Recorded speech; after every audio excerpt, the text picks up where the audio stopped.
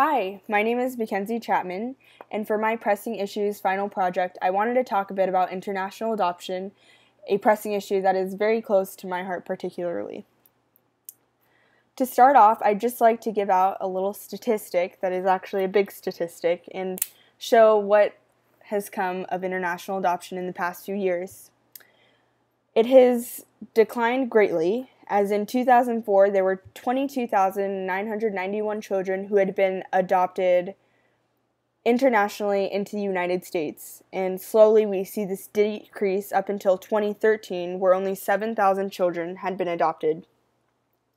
And many people wonder what exactly is the case for such a huge decrease in children being adopted overseas. Here are some of the reasons for such a slowdown and some of the side effects. Adoption regulations on an international level have tightened greatly. This leads to a longer waiting process for both adoptees and orphans. Why might adoption regulations have tightened up in the first place? There is a huge cause of this that we'll get into a little bit later. The children in these institutions who are there for an extended period of time are often just waiting for the system to let them be adopted on an international level, and while they're waiting, they get older and have increased psychic and developmental harm. Many countries have made international adoption closed or nearly impossible. There's actually a documentary that is called Stuck, and it highlights children in different parts of the world where adoption has become closed internationally or has just been made very difficult for future adoptees to adopt children overseas. The Hague Adoption Convention, established in 1993, was used to eradicate corruption within international adoption. It in turn led to a number of international adoption agencies being shut down.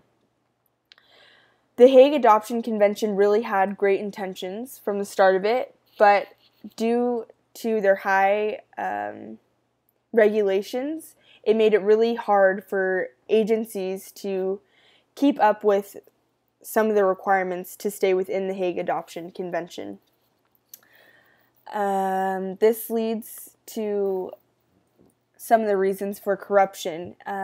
Because of the amount of money an agency can get from putting a child up for adoption, many people have kidnapped or tricked families into giving their children away.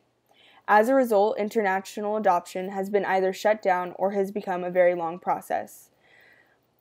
As you can see, in Guatemala, once international adoption was shut down, it rose greatly in Ethiopia, and many people say that a cause for this is because there's this high demand of Americans wanting to adopt children overseas and make some sort of difference. So children will actually not even be orphans, but will be kidnapped out of their homes into the adoption system.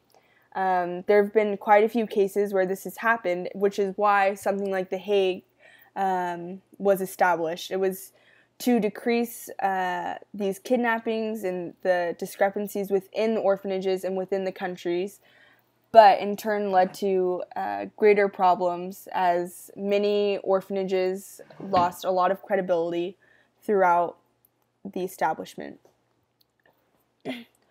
All that to say, there are not only bad things about international adoption, but there's actually good things to be found within international adoption. There are a number of children around the world in need of a loving family that will care for their needs. While the waiting process can be a little bit of a discouragement, it should be known that it actually is often faster process than domestic adoption to adopt overseas. With international adoption, there's often little to no strings attached after adoption. When compared to domestic adoption, some children are still kind of connected to their parents, their original parents, or different things like that, whereas when you adopt overseas, there's really little to no connection to their family back at home. This can cause both good things and bad things. Another thing is that many orphanages around the world are corrupt, and adopting a child gives them a chance at living a fulfilling life.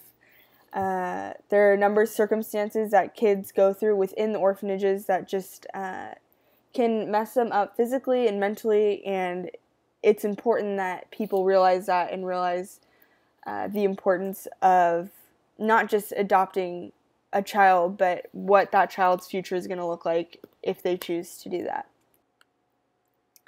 This leads me to the verse James 1:27, where it says, "Pure and undefiled religion in the sight of our God and Father is this, to visit orphans and widows in their distress and to keep oneself unstained by the world." This verse is so close to my heart, and again, it has a huge reason as to why exactly I chose international adoption for my topic in pressing issues.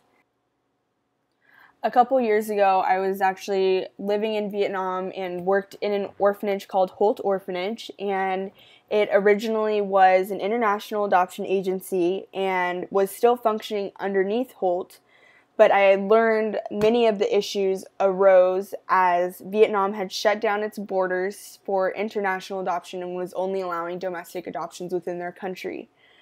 During my time there, I wrestled a lot with the caretakers and with kind of the authorities. I just did not really agree with the way that the children were being taken care of there. There was just not any stimulation, and in general, there was just no taking care of these children that were 0 to 5 years old. Being there, I saw a lot of things that were just kind of disturbing, and coming back, I had always wrestled with just how hopeless the situation felt, as there was really nothing I could do. And within the orphanage, no matter how much money people would come in and give them, they would just use it for other things, for their own benefits rather than for the children. And I kept asking what was the problem, and the problem was that Christ was not at the center of that orphanage. And for me, what I can do is I can pray for these children, and I can pray that Christ would just be in the hearts of the caretakers, and that they would just have opportunities to learn and grow, and that volunteers that know Christ would be able to come in to this place. And it was a difficult time, and sometimes I wonder what exactly can be done in situations like this. And of course, this is a special circumstance. Not all are like that. And fortunately, within the last year, international adoption was opened back up for special needs kids in Vietnam, which was a really good thing to hear. But then again, they have to follow up with these same regulations, and the orphanage that I had previously worked at was no longer functioning under Holt, but it was fully government regulated. And when I went back, there had been even more problems that had arisen within the orphanage.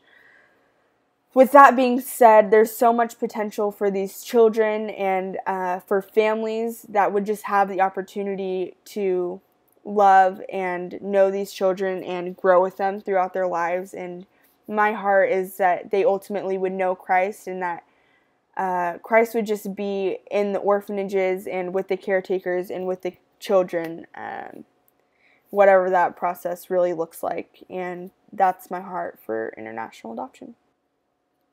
That kind of just leads me to what my painting really represents. And on the left side, I have that verse that really has impacted me personally. And then I have the earth and the cross at the center, and that's just Christ's love for us. And then his hands just coming down and holding these kids. And underneath that is just more of a darker situation. And then the kids in the orphanage, which I actually chose photos that I had taken and painted them on this painting. And what almost seems hopeless, that there is hope through Christ. And that's really just the essence behind my painting, and what I really wanted to portray is just Christ at the center of everything.